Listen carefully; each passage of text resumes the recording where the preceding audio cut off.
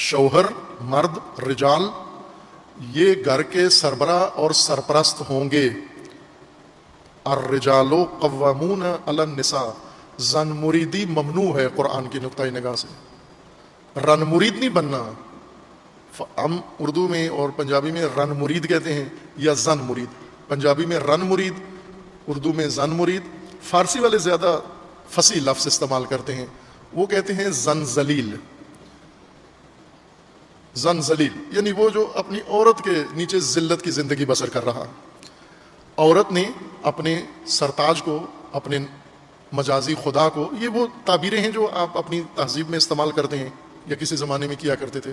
عورت نے کتنی یہ ماہر عورت ہے اور مکار کہ اس نے اپنی مجازی خدا کو، اپنی قیم کو، اپنے سرپرست کو، اپنے سربراہ کو اس نے اپنا غلام بنا کے ذلیل رکھا ہوا ہے اور روز اس کی تذلیل کرتی ہے اور سمجھتی ہے کہ بڑی عورت ہے.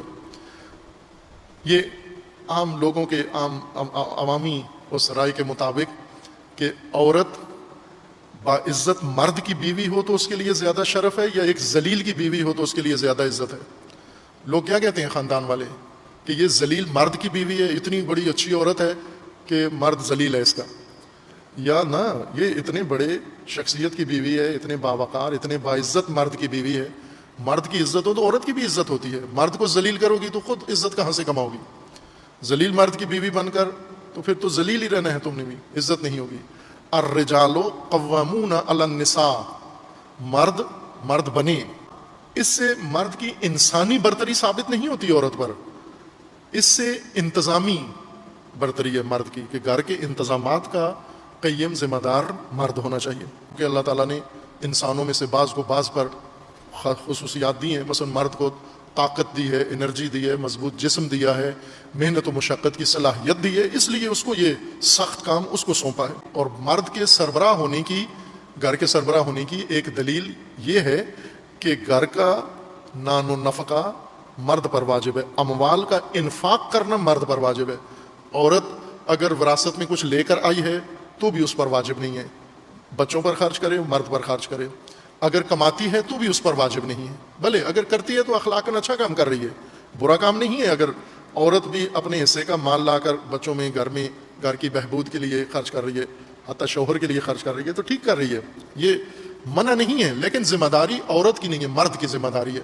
جب مال کمانا، مال لے کر آنا، گھر بنانا، ضروریات زندگی فراہم کرنا، روزمرہ کے مسائل، علاج معالجے اور تعلیم تعلم کے باقی اخراجات آنے جانے کے، یہ سب مرد کے اوپر ہیں. اور مرد کو اتنی ذمہ داری جب دی گئی ہے اس لیے گھر کی سرپرستی، سربراہی مرد کے ذمہ ہے. قرآن کو عبور نہ کرو، قرآن کو نہ تکذیب نہ کرو، جھٹلاؤ نہیں. اپنی گھریلو زندگیوں میں قرآن کے احکامات کو پائمال نہ کرو. یہ حدود خدا ہیں، ان حدود خدا کو مت توڑو. خواتین رضاکارانہ طور پر گھر کا نظام مرد کے حوالے کر دیں، یہ لے تو چلا.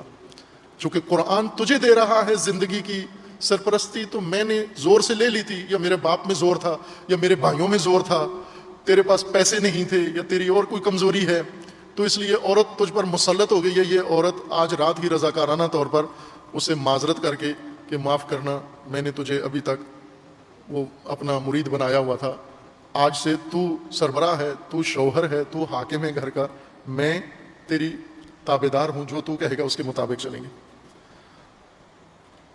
اگر مرد کہے عورت کو آج رات اختیارات دے دے، لڑائی ہو جائے گی. عورت خود رضاکارانہ طور پر دے دے.